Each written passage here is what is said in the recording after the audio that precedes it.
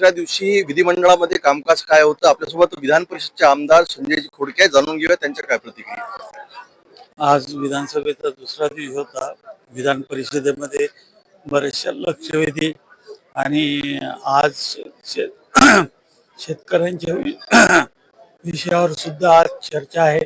त्या चर्चेमध्ये सुद्धा मी आज भाग घेणार आहे आणि विशेष हक्क समितीचा एक प्रस्ताव आज होता आणि त्यात विशेष हक्कभंगी समितीचा माननीय उपसभापती यांनी कारवाई करण्याचे निर्देश दिले आहे।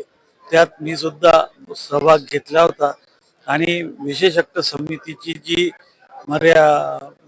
अधिकार आहे त्या अधिकारामध्ये वाढ करण्यासंदर्भात विधानसभेने विधान परिषदेने चर्चा करून निर्णय घ्यावा असं सुद्धा मी आज मांडण्यात आलेलं आहे।